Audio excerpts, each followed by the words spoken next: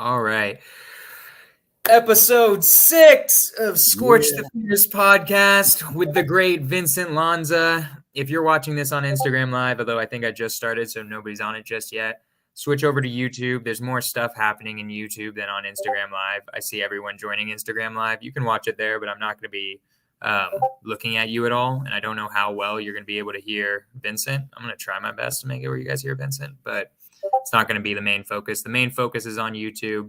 Just look up my name, Jonah Corchin, on YouTube, and you're gonna see like actually Vincent's face and not just my face. So that's up to you guys, but it's gonna be lit. It's gonna be great. Vincent, yeah, how you feel?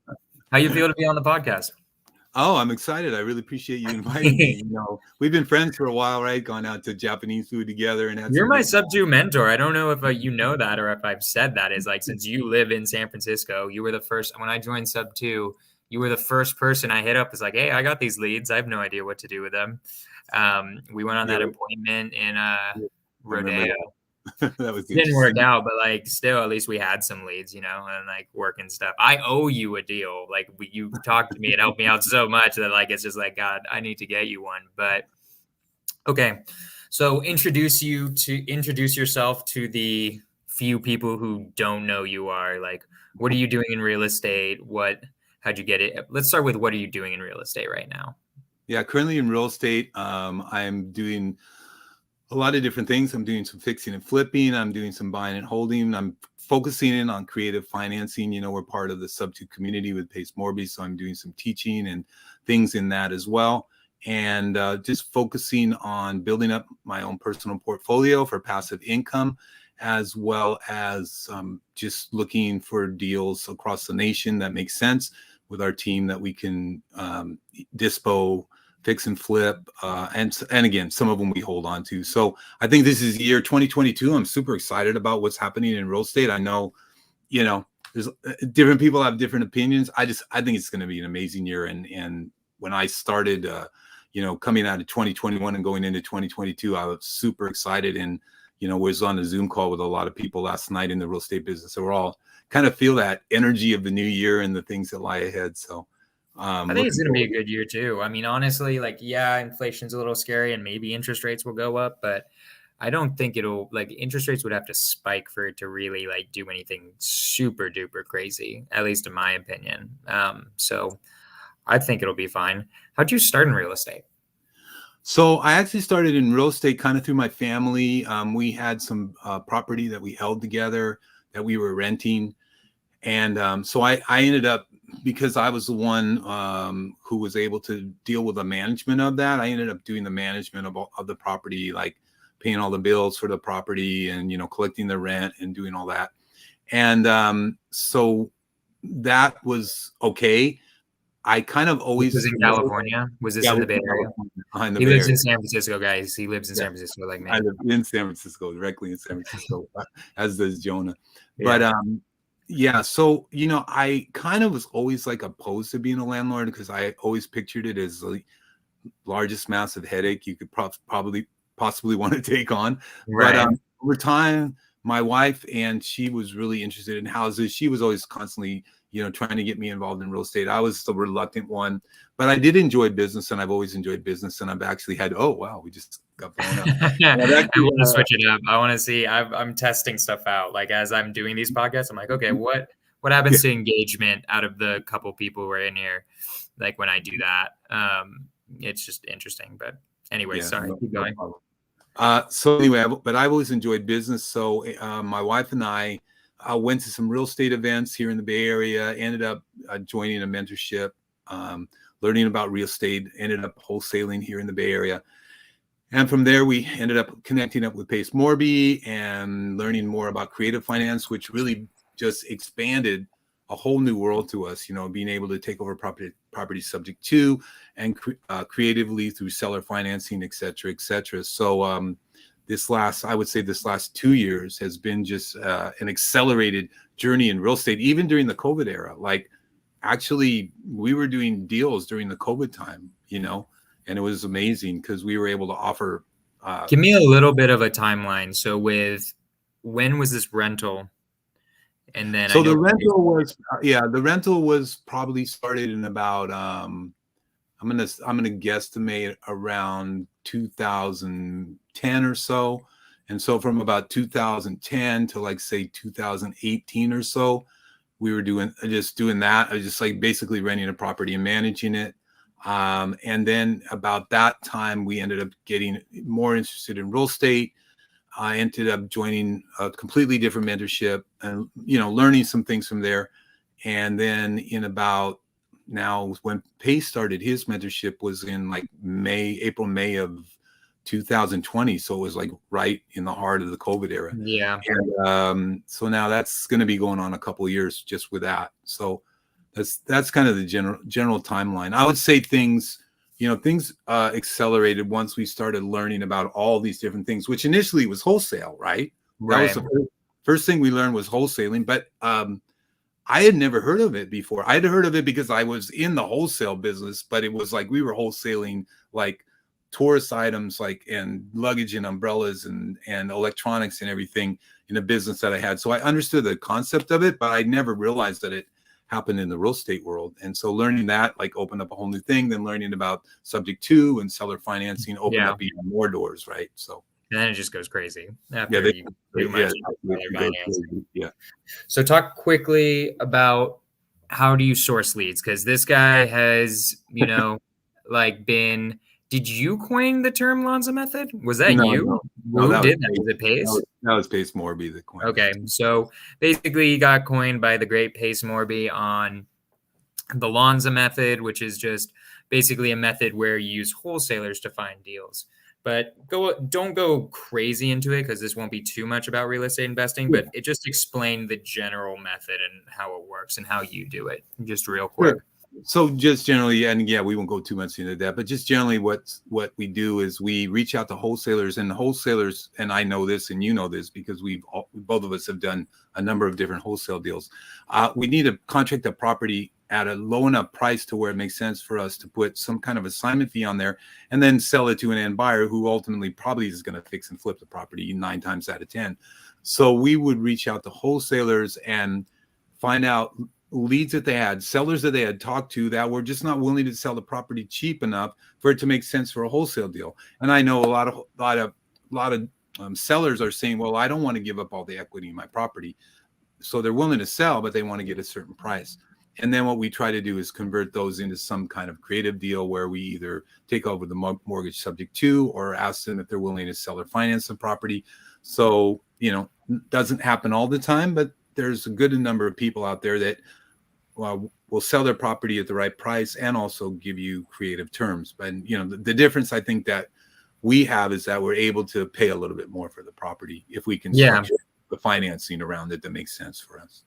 Yeah, 100%. I mean, seller financing, you and me agree, is just kind of the way to go. It's the best way to actually own properties, 100%. Like, why deal with a bank ever if you just don't have to? And honestly, it's cool because we can solve more problems than 95% of the people. I'm right now at a real estate conference in Nashville. That's why you're not seeing the regular background of my room. I'm in a hotel room. And these flippers, they're great. They can do the cash thing. It's cool. But I'd say like 96% of them don't know what creative financing. Well, they know what it is, but they've never done it. They've never done it. So it's cool to be able to talk to people about it if they're curious. You kind of can make a name for yourself being that guy who, does creative financing. And so it's cool. I really like these. Like it's a fun time for sure. Learning seller financing and being able to do it. And Pace is just a dope dude. Just in general, he's a cool guy. So it's cool being in his mentorship and seeing him from time to time, which is fun. Agreed. Yeah. Agreed. So what's the next milestone? What's the next goal that you really want to achieve? So starting out this year, I think like one of the probably primary goals is going to be a couple of the different things is to, on a personal level is to build up our own personal portfolio. I think that my wife and I are, have this plan and vision of having just a portfolio of passive income to where we just, have a number of different properties that bring us in money. And then, that's going to just help us to keep going and do what we need to do and go on trips and do whatever we want to do. I think also, we wanting to build up some legacy for our family, some inheritance for our family. And yeah, just to be in that position to where, we're able to pass on something to our children, to our grandchildren, and et cetera down the line. Beyond that, just definitely always have a heart to help people and reach out and to just work with more people. And so, doing things like this, like we're doing right now, Jonah, and doing more education. And I think Ann and I are actually working on starting up something kind of based around helping married couples to who work together. So I think that's always an interesting prospect, to be married and to work together. So we're building up a bit of a help kind of, I'm not going to call it a mentorship, but just like a help program around there. So we're working on that tonight. That's where she's at right now. She's on a Zoom. Yeah. What does Ann do in the business? Oh, so Ann, she, first of all, she keeps me from getting in trouble. So that's good. I like that. Sometimes I can be a little bit bullheaded, right? And I really want to do something like visionary type. I get it. You need to like just second think this, like just pull it back a second, just take a second look.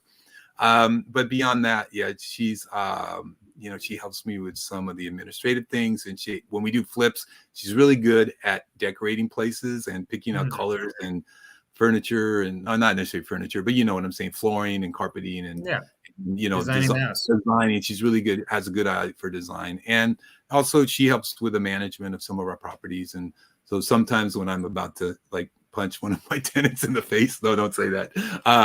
She's a lot more soft. She's a lot more soft with the approach. That's good. So. That's good. So real quick, drop some knowledge. What is some good advice for anybody who's watching, who's married and working with their partner? Oh, okay. So I would say, to be able to work together, first of all, communication is really important. I know I have a tendency to be sometimes not always as communicative as I should be. And so I'm reminded that the communication is important because, if I'm doing something and my wife doesn't know what's going on, then, she's, thinking things in her mind, whereas if I communicate, and I think that's true in a marriage, if you can be open and honest and just communicate your feelings and not try to second guess, because what happens when you don't communicate is that we create these scenarios in our mind that we think we know what you're thinking. Right. And then you guys know each other so well. Yeah. Your imagination goes wild. Right. So, but if you communicate, so we always work constantly, even now on that, and what's nice about that is I think when you start out in a marriage, there can be a lot of tension and there's a lot of growth that needs to happen.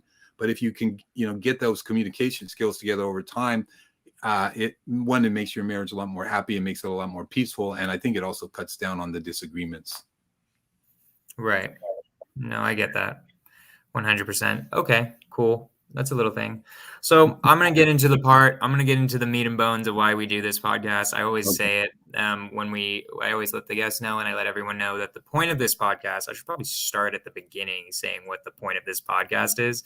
But the point of this podcast is basically to talk about fears and like what type of fears are we dealing with? How do we overcome fear? What were the fears at the beginning? Because I've come to the realization, or at least I think, and my first question might be this, if you agree or disagree, but I've come to the realization that I think everything that holds people back somehow relates to fear, whether it's fear of unknown, as in, I don't know what I'm doing, so I don't know how to do it. Fear of like not being successful, fear of like,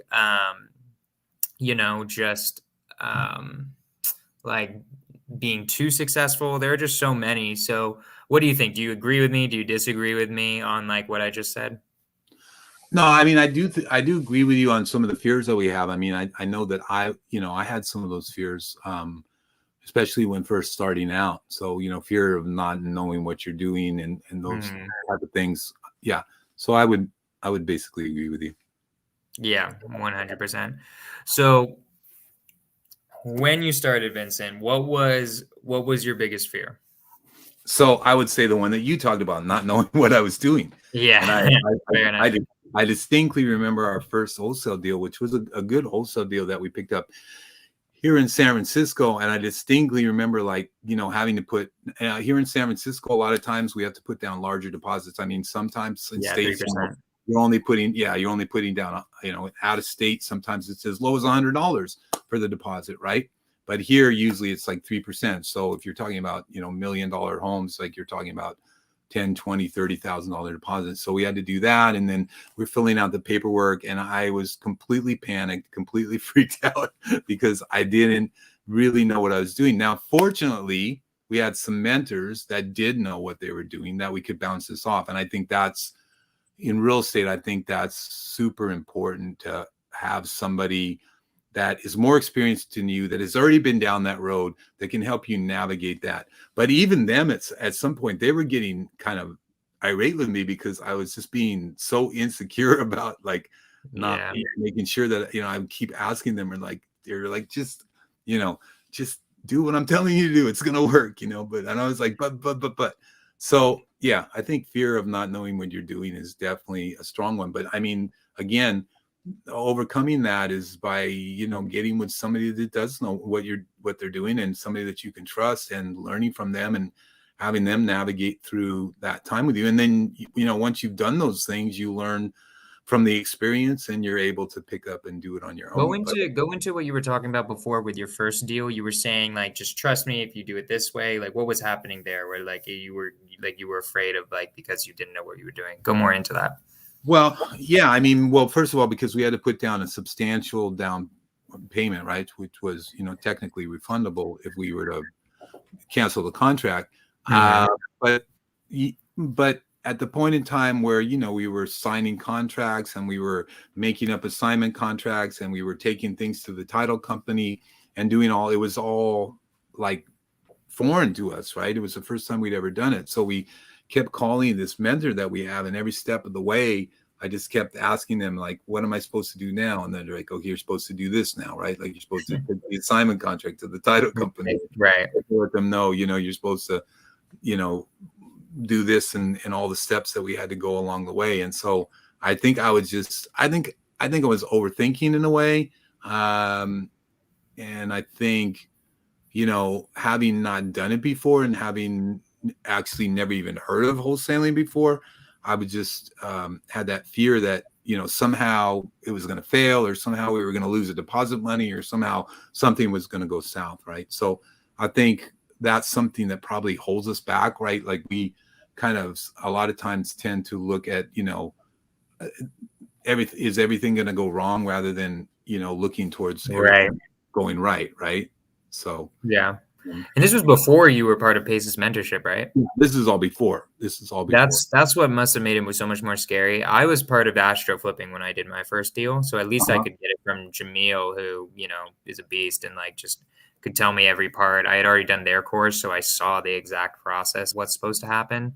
So yeah, I can't even imagine if you're literally starting from scratch and you're not doing a course. You just have to like be with a mentor, like making sure things are happening exactly how they're supposed to happen. Yeah, that makes sense. I mean, that's usually definitely the fear of the unknown is a hard one. So how did you get over that? How do you think one gets over whatever it is, whether it's, let's start with the fear of the unknown when you were dealing with it at the beginning of your journey? Yeah, I mean, I think getting over the fear of the unknown is, learning, going through the learning process. So, I mean, anything that we take on that's new, right, it's going to be a new experience, like this was for us at the time. And we're going to have to jump into it. But I think one thing that I've learned is taking imperfect action is better than taking no action at all. So if we allow fear to paralyze us to where we do nothing, we'll never get anything done. But if we break through those fears and say, I may not know anything, but I'm willing to learn, and I may make mistakes, but I'm going to learn from those mistakes along the way. And it's only just going to make me better. It's only just going to make me more successful. So I think the only way to persevere through that is to just do it. Take action and do it. Don't let the fear hold you back. Right. And even if you don't know what you're doing, you'll learn. I learned so much in the last 2 or 3 years of something that I knew absolutely nothing about like 3 years ago. Right. You know, and now it's like we're teaching other people, right? Yeah. So it's like, but if I had never taken act, if I had said, well, you know, I'm scared to do this because I don't know how to do it, then I'd still be sitting in the same place that I was sitting 3 years ago. And I wouldn't have, you know, a portfolio of properties and wouldn't have done, you know, a number of real estate deals and fit a few, you know, some flips, etc. Because I would have been paralyzed by saying, well, I don't know what I'm doing, so I'm not going to do anything at all. So you just have to just take that step, right? You have to take that step to say, I understand I don't know what I'm doing. I've got, like you were saying, if you got a good community around you, like you had Jamil and that community around you, and we have a good community right in the sub 2 community. Yeah, you know, step out, do it, take the action, make mistakes. You'll learn from the mistakes, but you know, you'll pick yourself up and be able to do it. And the next time you'll know more, right? I mean, you know, even like just within the last month, like I did something that I would say was kind of dumb. And it was, you know, a little bit, a deal that was a little bit hurtful. And I just learned like, oh, that's what I should not have done. So I'm not going to do that next time. Like I learned Would you be willing to talk about that deal a little bit? Just so that one I have to kind of keep it secret. Okay, don't worry about it. Yeah. So then we'll talk about Maybe this. Yeah, no worries. I get it. Certain deals, it's just like, Jesus Christ, I can't believe that happened. Yeah. So I want to talk a little bit about community with you because you're a huge community leader in sub 2. Like your name is constantly mentioned. You literally have a whole method named after you. So people are constantly, like, if you go into the sub 2 Zoom vault, you see your last name as the Lanza method. So I kind of want you to talk about real quick, like, what do you think? How do you think the value, like, how do you think the community affected your journey and affected how you feel about being able to jump in and just do it, as you were saying? Oh, wow. You know what? I think the community gave me a lot of courage and the community gave me a lot of confidence because what I felt was exactly what you and I are talking about is that, yeah, I don't know what I'm doing, but I have all these people that are supporting me, many of which, you know, have a lot more experience than I do and that I can learn from. And I can reach out to and in different respects and in different needs and having that. So having that community around you, I think that has made a great deal of significance. And I mean, I don't feel like we would be where we're at today if we didn't have the community around us, right?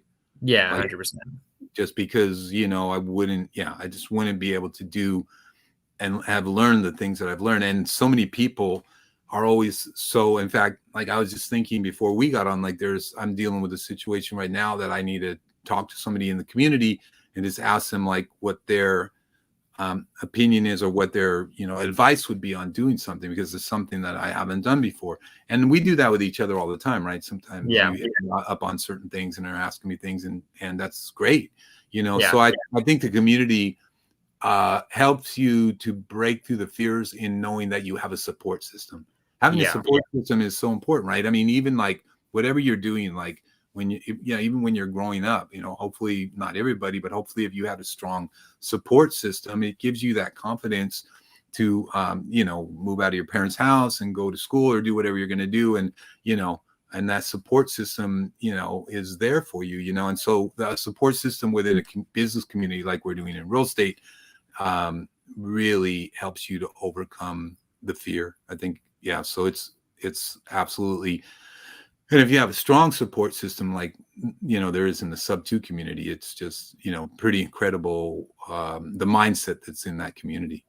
Yeah, I think just giving my opinion on it too, is just community is so important because I think it gives you the permission to fail and you know, you're not going to fail at a level that kills you, which I think is like a huge difference. Is like the issue that I feel like, I mean, I can't even imagine doing it completely on your own. Like, I don't even understand how anyone would ever do that if like you didn't have a mentor or didn't have somebody to start in this business. Like, I don't understand how you would in any way be able to do anything really. Like, you just have to, like, you need somebody like Pace or Jamil or just even you or me with like wholesalers that we hit up that just knows what they're doing.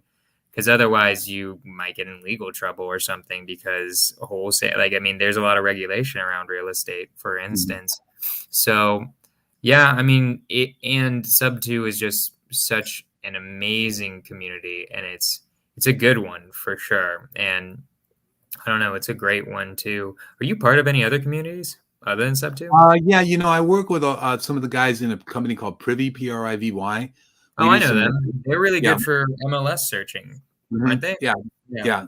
It's an online platform, and so yeah, we do some networking stuff with them. Trying to think, I'm in a couple of other things, like um, something, a couple of other mastermind groups and stuff. But the main one that I focus on is the Sub 2 community. That's the one where I, focus most of my attention in terms of leadership and, doing the things that we do within that community. But I like networking is my thing. I love networking. I love meeting new people. I love just seeing what other people are doing. I love learning from different people. So yeah, I'm super big on networking. It's just fun, to learn and to meet new people and just hear what other people are doing in real estate. It's like, different people you meet are doing all kinds of different things, Yeah, right? doing all sorts of crazy stuff. Yeah. So it's always 100%. So I wanted to ask you about this, since I already know this is a little bit of cheating, since I knew you from beforehand, that are you a pastor, or are you just oh, like, or am I completely wrong about that? I no, might. you're actually right. I am a Okay. pastor, yeah, of a church here in San Because Francisco. I knew you were a pastor because I've heard on Facebook when you were like reciting Bible verses. I'm not religious at all, but your voice is very soothing, so I used it to go to bed, which I don't know if I ever told you, but it was like a good way to just go to sleep, like you were reading Psalms or something. Yeah, whatever works. Do you think, because I've noticed this in real estate in general, I don't know if it's because America's religious or just that real estate in general, like a lot of people are religious or like have some sort of faith background. How do you think, because I'm willing to bet, like, how do you think your faith has been able to help you in real estate, especially with getting over the fears we were talking about? Oh yeah. Well, no, definitely. I mean, so a lot of things have helped me within my faith to get over those fears. And, part of that is just prayer, like daily praying and daily just setting my mindset to, what lies ahead for me. And also just knowing, what things are said in the Bible. Like there's a scripture that says God has not given us a spirit of fear, but of power, love, and a sound mind. So rehearsing those things helps me to get my mind set right, my heart set right, and my spirit set right. So it's just a daily thing that we do, my wife and I do, is we wake up in the morning, we pray, we get our minds going in the right direction, we're praying and asking God for direction. And so really everything is centered around that. That's what our lives are centered around, and has helped us to overcome the fears, because we know that there's a power greater than ours that is directing our steps, and we're always constantly trying to listen to direction and help from God. So yeah, definitely, I would say, there's a great scripture in the Bible that says, you go through the fire and you won't be burned, and fear not, for God is with you. So, you can go through the real estate fire and not be burned because God is with you. So 100%. I'm going to do this real quick because I see there's some people on Instagram. Just FYI, guys, if you want to see Vincent, actually like see him on the screen, go to my YouTube channel. Just look up my name. I'm going to put my name in here real quick. You can stay on Instagram if you want, but you're just going to see me and then hear Vincent. So I don't feel like that's the best way to do it. But anyways, I'm still trying to figure that out of how to do this with the Instagram Live. I really like because people can see what's happening. But I don't know. But so far, I've had technical issues. Like if I got you on the Instagram Live, then there's like reverb or whatever, and then it just gets super complicated. So I'm like doing it now where this is just going on. It's just going to be looking at me. But that's that. Are you like do you like every Sunday like lead service? I'm just curious. Like I didn't. So actually, what my background is in the church world is really mostly as a musician. So I've been doing music in the church for many years. And at one time we were traveling around all over the world doing music and doing music camps and stuff. We were in Europe, many countries in Europe, in Asia, all around North America, Mexico, and Canada. But currently, like with the whole pandemic thing that's happened, like we switched over to doing a whole bunch of stuff online. So we still do that. And so, but on Sundays we'll still, in fact, we have a whole setup in our living room. We have a keyboard and we have a PA system and stuff. And I love it. We got concert going on in our living room every Sunday. I play guitar and sing. And then also, you know, I do speak and stuff from time to time as well. I love it. So, okay. If you could tell one thing, let's do this. If you could tell three things, I'm going to do three things because that's just more interesting. Three things to Vincent Lanza when he's doing his first wholesale deal or he's doing his first real estate investments and he's feeling that fear. He doesn't know, like, what would you tell yourself right when you're starting? Three things. First thing I'd probably tell myself is take a deep breath. You know, don't freak out. It's going to be all right. Like, you just need to walk through the process. So that would definitely be the first thing I would tell myself, because I was just too much in panic mode. The second thing I would say is like, take in what's happening to you right now and learn from it and use it as a stepping stone to get to where you want to go. And, you know, like instead of being all panicked about it, just, you know, take a deep breath, chill out, and then just learn through the process. Like, take in what you're learning, listen to your mentors, you know, walk through the process of working with a title company and some of the obstacles. Like, one of the things that we dealt with was, like, we were supposed to get an assignment fee. And I think the day before the deal closed, I called the title company and I just wanted to make sure everything was okay. And they were like, well, we don't know what you're talking about. And I'm like, no, wait, I brought the assignment contract personally to your office. What do you mean you don't know what I'm talking about? So, I mean, we caught it before the closing, but it's like, really. So, you know, Jesus, learn from it and be thorough. And let's see, you said three things. Just real quick before you say that, I really want to just because it's just so funny how everything is always the same for everyone. Like, I remember my title company, I had one deal where it's the day of closing. And I'm like, what do you like? Okay, so are we closing today? And they're like, what? Like, oh, nobody's emailed me back in 2 weeks. I'm like, what do you mean? Like, what? Aren't you supposed to stay on top of that? And then I kind of learned you're supposed to use a transaction coordinator for stuff like that. Like, I thought the escrow company, that's their job. That's not really their job. Their job is to do the paperwork, but you have to stay on them. I learned that, and that's what the transaction coordinator does. I learned that too. And sometimes you have to stay on top of the transaction coordinator too. Yeah, sometimes if that's happening, then it's usually like I'm starting to learn, like, we can talk about that later. But yeah, I think the transaction coordinator should definitely also stay on top of the escrow. But anyway, so keep going. What are two other things? Now we got the third thing. I think the third thing is, which I've been learning more and more, is to try to be more even keeled, enjoy the process. Like, don't let everything be so stressful to you, right? Like, a lot of things when I first encountered them, they were so stressful to me. And then over time now it's like, you know, it's just part of the deal, you know? And so I know a lot of people, right? You know, when you've done that, we both done this, right? You go through deals and something goes wrong, something goes south, and then you're all stressed out and what's going on. Yeah, you know, but I think if you kind of, I think I would say to myself, just take it all, you know, take it all in stride. Like, it's part of the process. Don't let it stress you out.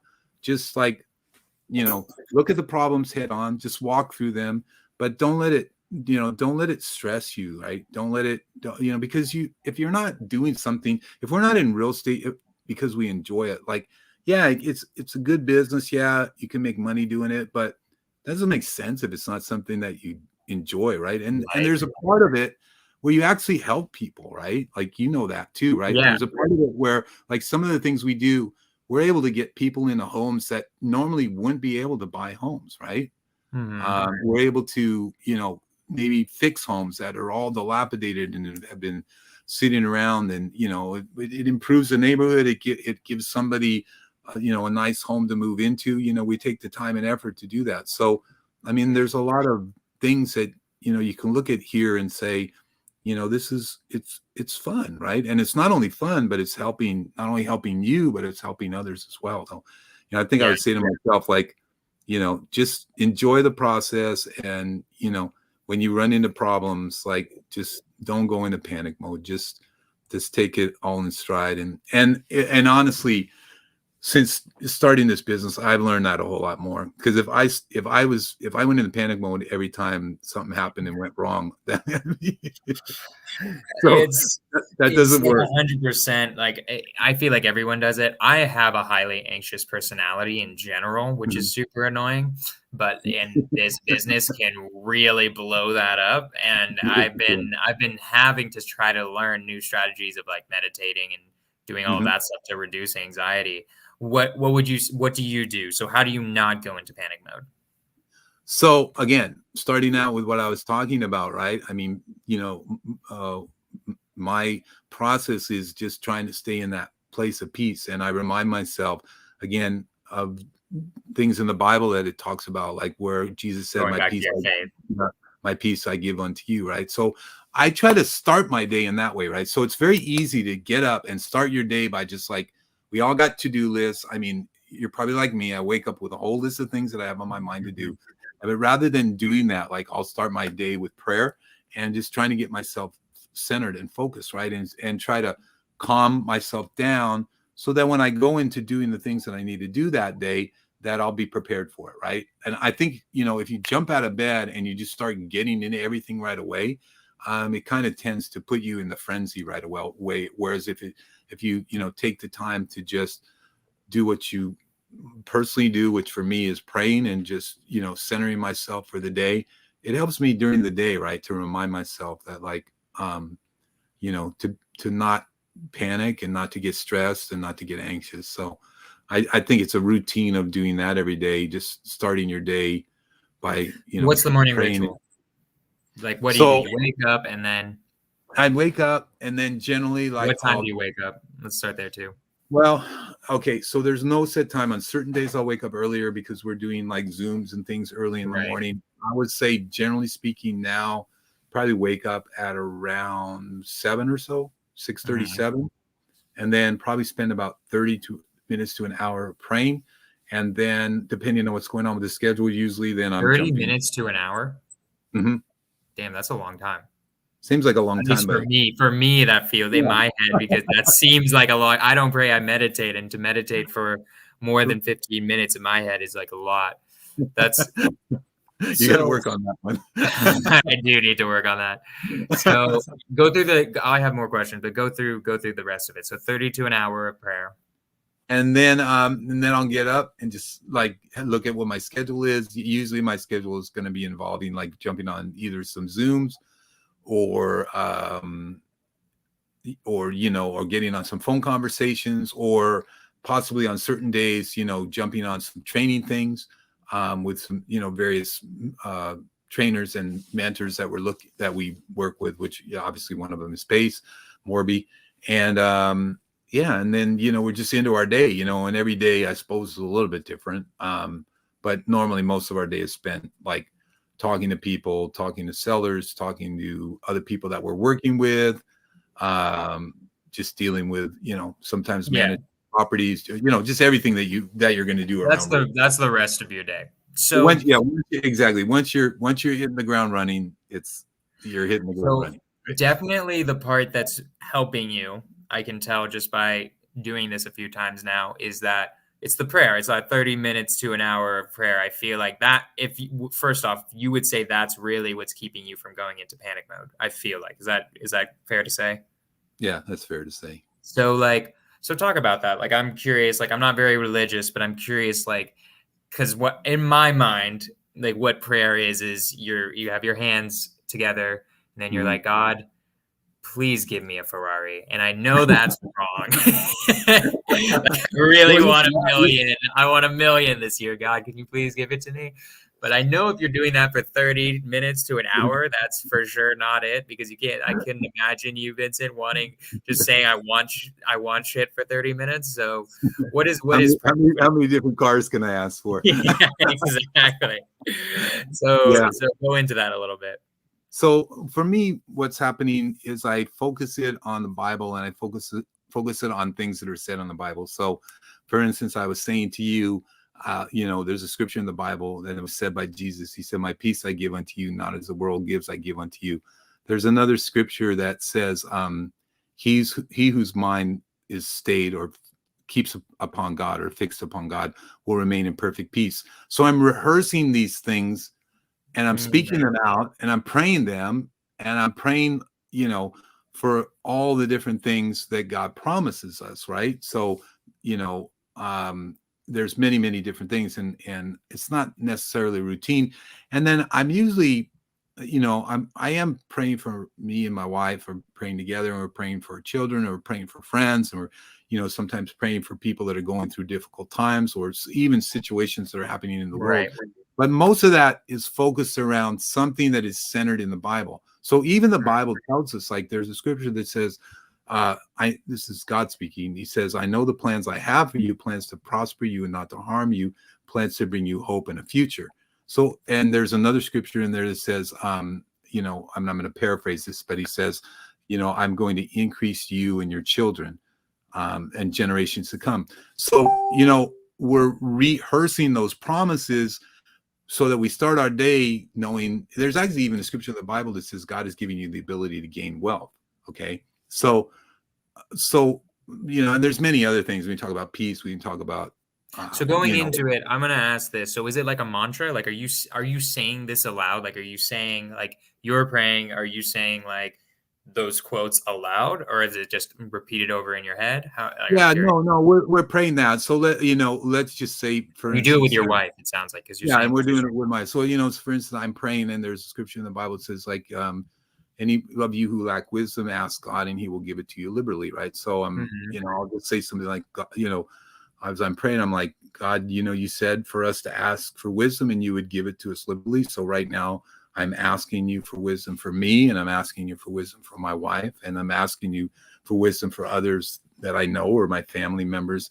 And so I'm taking that as not a mantra, but I'm taking that as a promise that's in the Bible. And then I'm just praying it out of my own heart, right? It's not a set script. It's like, on that particular day, it's like, what am I feeling? And, it's not necessarily the same thing every single day, because, maybe different things on certain days we're focused on, or sometimes, people reach out to us and they're like, hey, this is going on. Like, can you please pray with us about it? And sometimes we'll do that too, right? Like, if we're going through something, we'll reach out to other friends, and, so there's power also. Again, community, right? Like, that's another community, right? Like, we have this amazing community in real estate, and then we have another community of friends who are also Christians and, believe in God. And so that's another community that we reach out to. And sometimes those two communities intersect. In fact, we were talking with a girl, me and my wife, who's in sub 2, right? And we were talking about that today, and she was talking about how,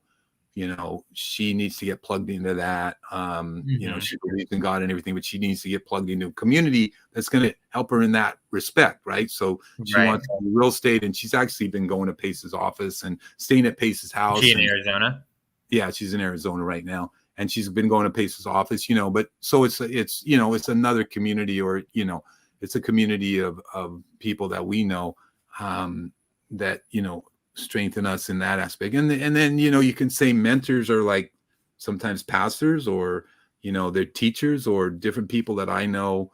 I have people that I respect in that way, that I talk to from time to time. I have even other friends who are pastors in other countries and things, and we jump on Zoom calls sometimes, and other friends who are musicians in different countries.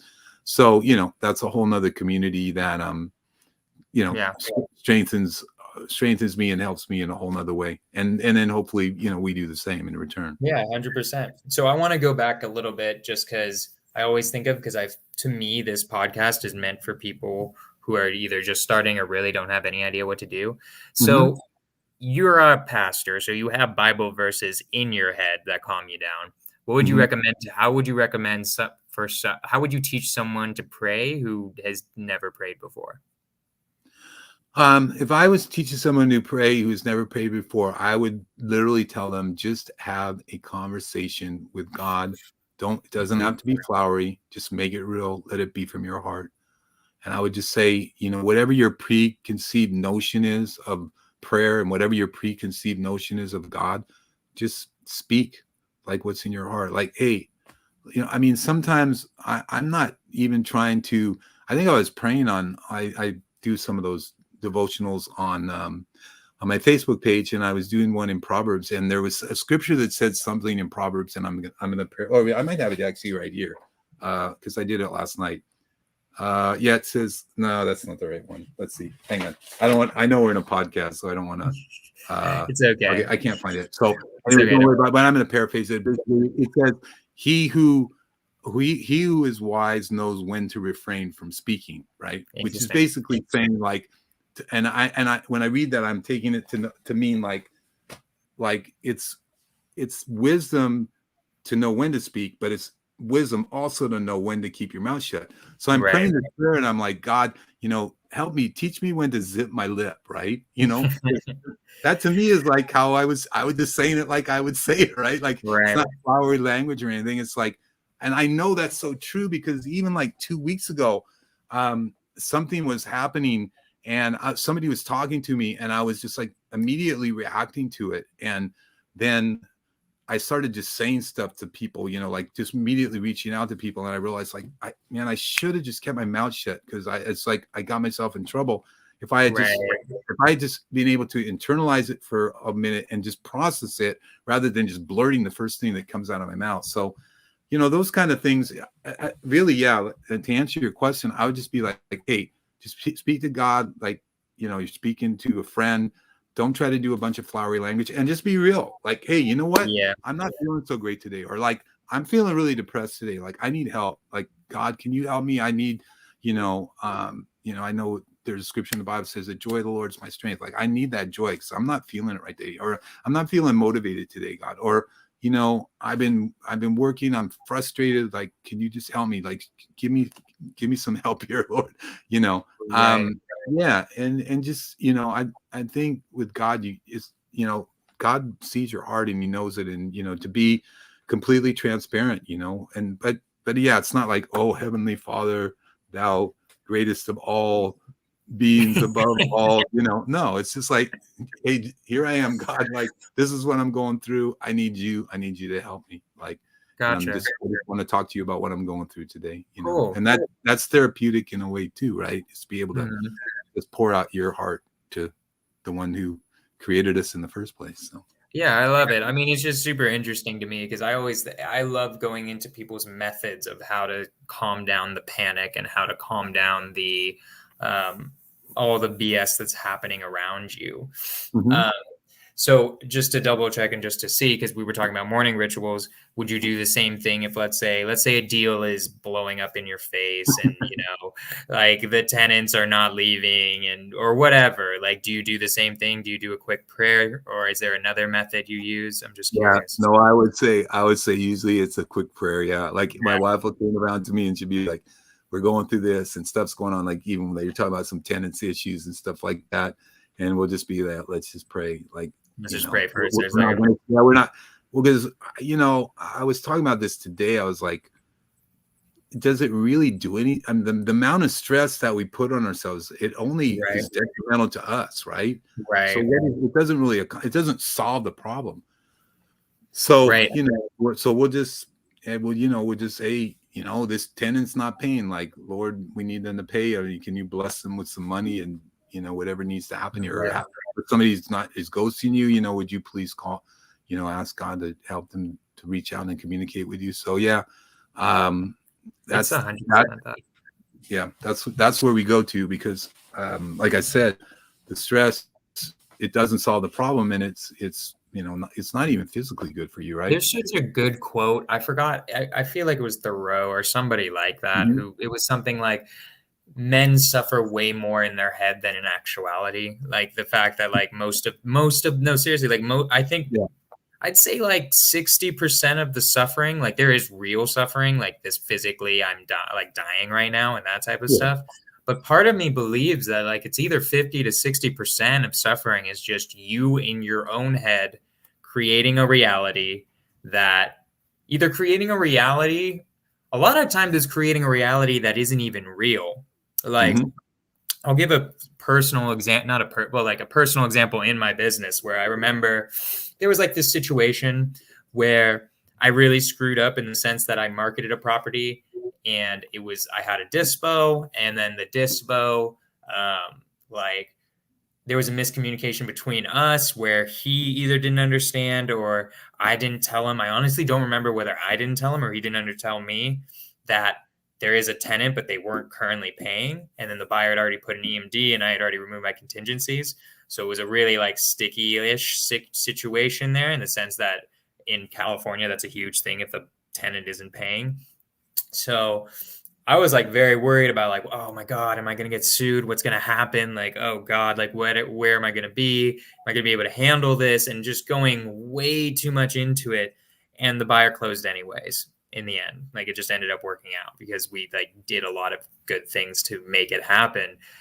And I just think back to that and be like, God damn, I suffered so much and it never turned into anything. And then also just calming down and being like, I would have lost 10K, but in the grand scheme of things, that's literally nothing.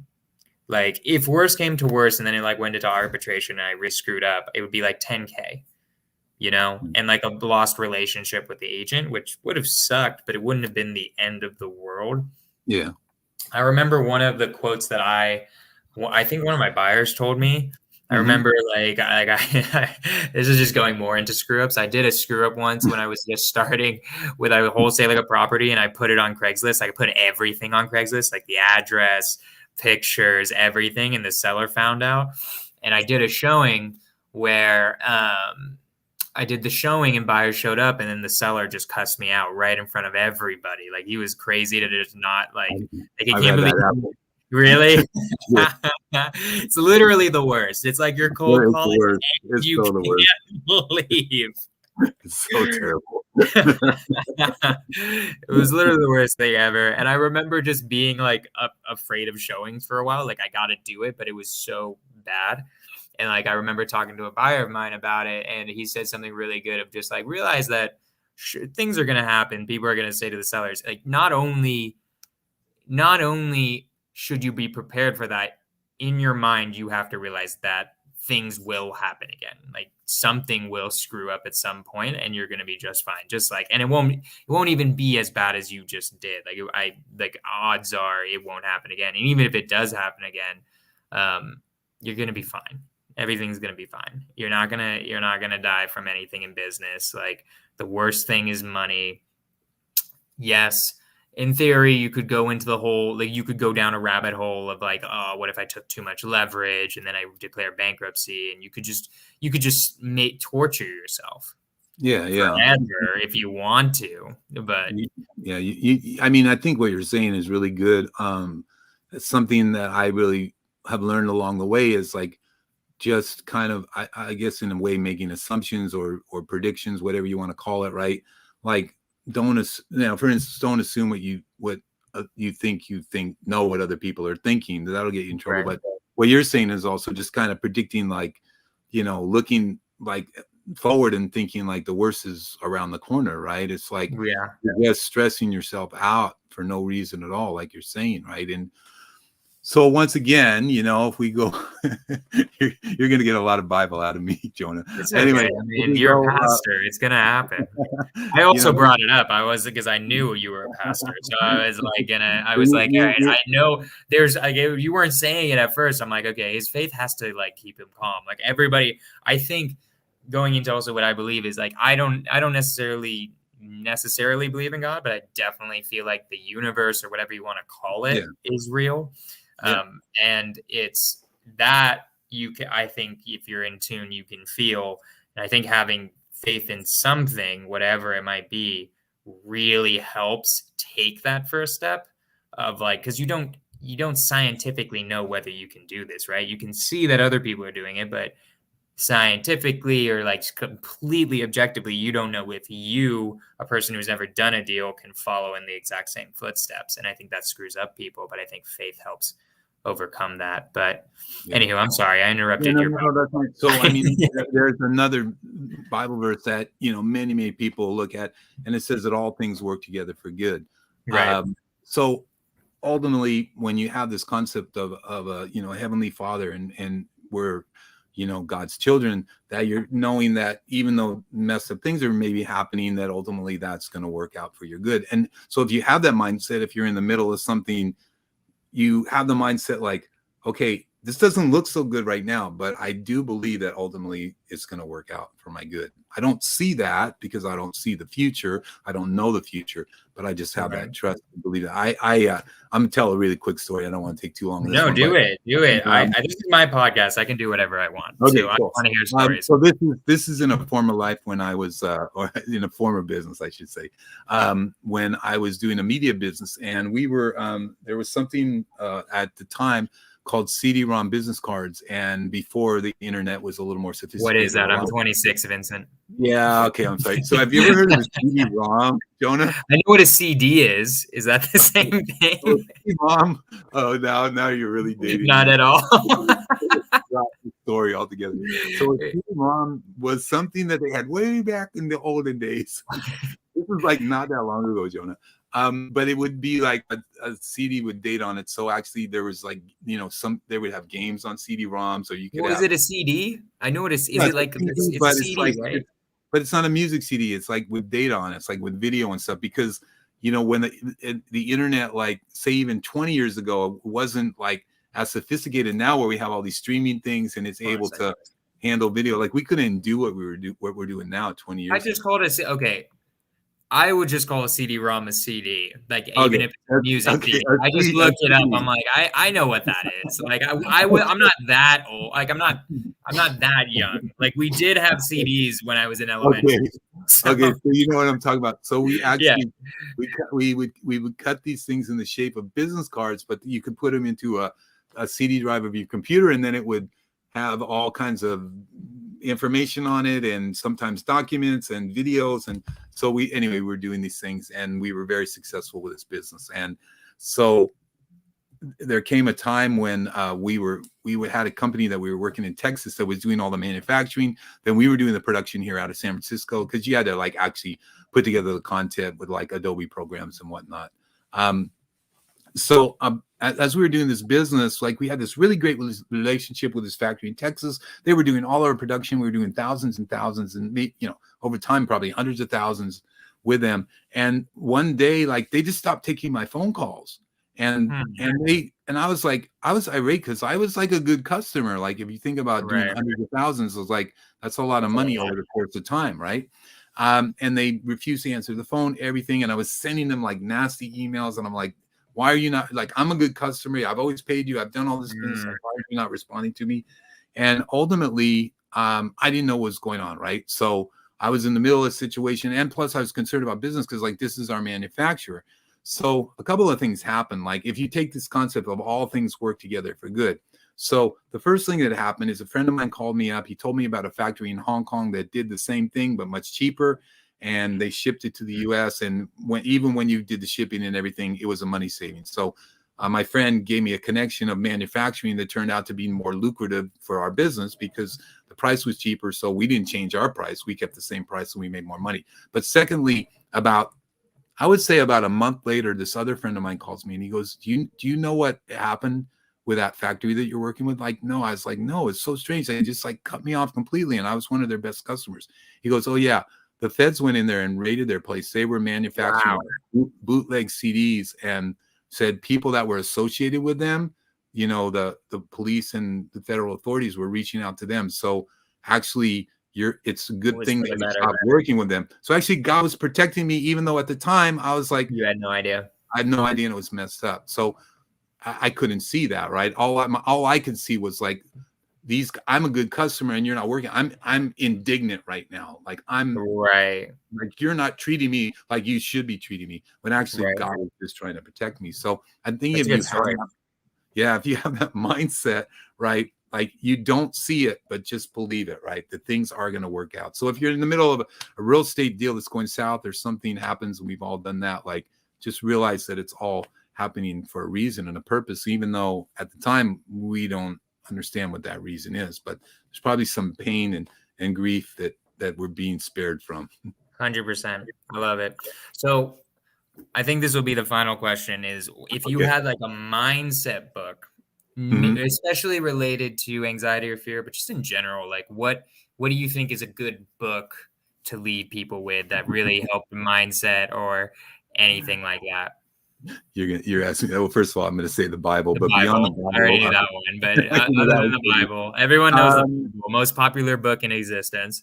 yeah, I've been reading. I know Pace started that book club thing, and I've been reading The Go-Giver lately. So I mean I think that's a really good book on mindset. To just teach us like the value it is in giving to others. Trying to think of some other books. I've been so busy lately, like I just haven't had a chance to read a ton of books, because it's like, well, you're probably like me, we're going from like time like 10 to 12 hours. Yeah, to the time we go to bed almost, right? Yeah, it's hard to get so into. I would say, yeah, right now that's my like go-to. Yeah, Go-Giver. Yeah. Go-Giver is a great book. I love it. So okay, I'm going to quickly recap the Lanza method of calming yourself the heck down. Just breathe. I remember that. Prayer while you're doing it. Prayer, talking to God. If you can't just bust out Bible verses like our pastor here, just like have a conversation with God. Yeah, Stevie Wonder had a song. The lyrics were like, "If you find your life too hard, just go have a talk with God." That was one of Stevie Wonder's songs. Those two are the main ones that I'm remembering right now. What do you think? Was there any third or fourth ones that I might be missing of like how to really deal with anxiety and meant community? That's a big one that we talked about a lot. Yeah, and yeah, I think just not. I know it's cliche to say take it a day at a time, right? But in a sense, like too much fear of the future is not like healthy for you, right? Right. So literally kind of, just take it a day at a time. Take, one step at a time, like, walk before you run. And again, one of the things I was saying is like, do it with joy and enjoy the process, right? Enjoy the mistakes, enjoy what you learn from the mistakes. Like instead of looking at them as something stressful, like, because it's a lot of things are just our perspective on something, right? I mean, I always talk about like, and this is a typical thing that's always said, like, do you look at the glass half full or half empty, right? And so the pessimist looks at the glass half empty, like, why isn't my glass full? Like, what's up with that? Like, fill it to the brim. And the optimist says, well, I'm thankful. Like I have a glass of this, like, I have water of this delicious beverage that I'm drinking right now. Right. So it's all your perspective, right? If you think, I'm not going to get stressed out. I'm not going to let this worry me. It's part of the process. It's part of me learning. I'm going to enjoy it. I got my, I'm doing this because it's something that I want to do. I think, you just be optimistic and be thankful, right? I mean, come on, if we travel all around the world, right? Oh, it's so fun.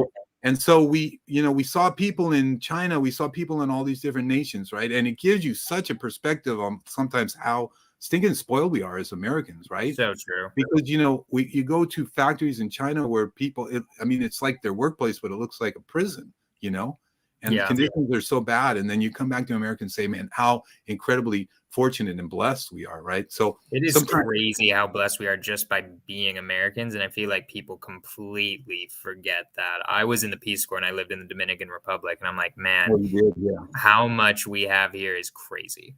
Yeah, I when I was doing the business that I was talking about, which was the import-export business talking about earlier, my partner that I had came from Shanghai, China, and he came with literally nothing. His dad was a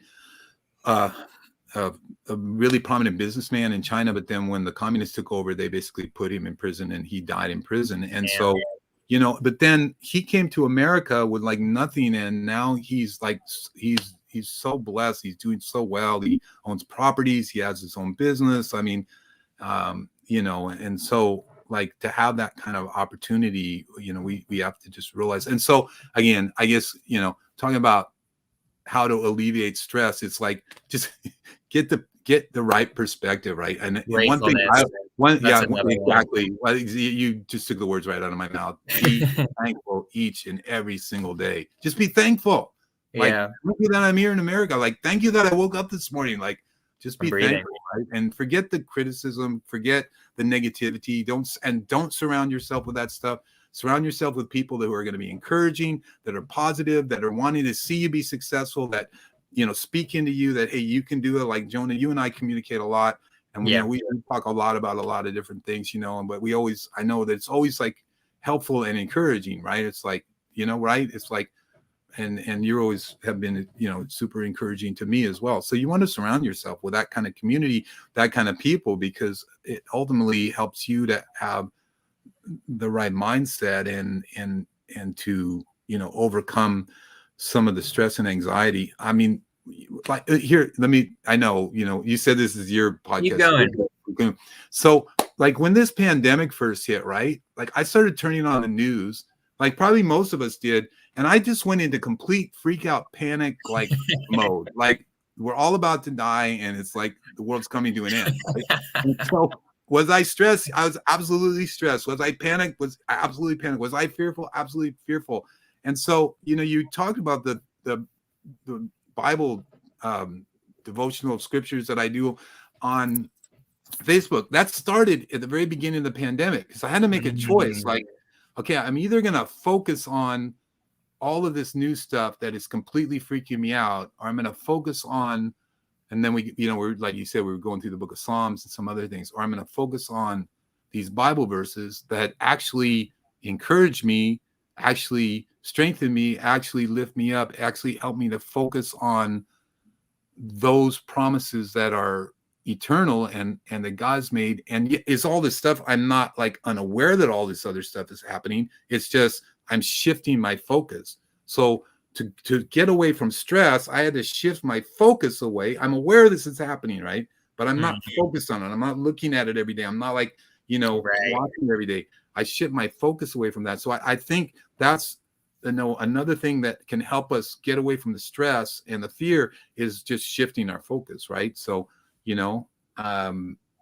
whatever that is for you that helps you to shift your focus on something, maybe you watch a Pace Morby video and I don't know. 100% does it. I mean, literally, I interviewed Daniel Quijano, which like I know him. He wrote a book on all this stuff. His podcast, my podcast with him ended up being an hour 45 because I was like, what in the world?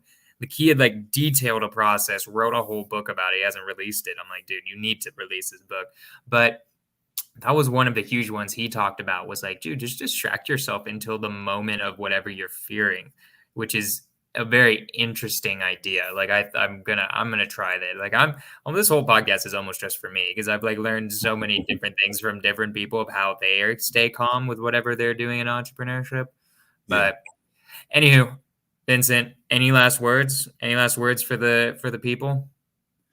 Yeah, I mean, just going back to what we talked about in 2022 is going to be an incredible year of prosperity. Don't sit on the sidelines, but jump into the game. You'll never win if you don't play the game. If you sit on the sidelines all your life, you'll just watch the game and you'll never participate in the game and you'll never win the game. So yeah, along the line, will you get some bumps and bruises? Yeah, you probably will, but don't worry, you'll come out on the finish line of success. So yeah, just have an optimistic view about what's going on this year. I certainly do. I know Jonah does. I know many people do. This is a year of great success. This is a year of great prosperity, and just believe that. Have the faith to believe that. And don't let fear cripple you. Don't let stress and anxiety cripple you. I understand that can be crippling, and understand that a lot of things, especially like the last couple of years, right? We have gone through an unprecedented. It's been stressful for the past 2 years for a lot of people. It's been stressful for a lot of reasons, right? But like we're saying here in this podcast, shift your focus towards positivity, shift your focus towards thankfulness, shift your focus towards prosperity and success, right? And don't focus on those things that make you fearful. Take your focus off of that and look towards those things that are the prize and goals that are ahead of you. So I'm excited. 2022 is going to be a great year. It's going to be an amazing year. All right, guys. I'm going to end it there. Amazing. Vincent, thank you so much. You are a mentor to me always. Like you're my like like my sub 2 mentor that isn't Pace, basically. Like the person I'm like, Vincent, I know you know how to do this, so how are we going to do this? Or how do I do this? And you're always benevolent about it. You always find time to talk to me. So I really, really appreciate that, man. Honestly, like it means a lot. And I'm like I'm trying to figure out how I'm going to pay you back other than just in compliments. I'm like, I need to somehow do a deal with you at some point. Okay. We need to talk about take me out to sushi again. That's cool. Yeah, or we just keep getting sushi. That works with me too. I mean, it's cool. We have some hard hitters in the Bay Area. We got you, me, Noah Hoffman, Ty. Yeah, he's in Sacramento. Chuck Billy. Yeah, the NorCal in general is pretty solid. Yeah. All right. I think this is episode 6. I forget if it's episode 6 or episode 7. It was when we started, but it might be episode 7. It might be episode 7 now. Either way, everybody who's watching on Instagram, everybody who's watching on YouTube, thank you guys so much for tuning in. I'm going to end it here. Next week, 5 p.m. PST. I don't know who the guest yet is. I'm going to find somebody. It's going to be amazing. Not quite as amazing as Vincent, obviously, but it's going to be dope. So I'm going to see all of you guys next week, 5 p.m. PST sharp. Thank you guys for tuning in.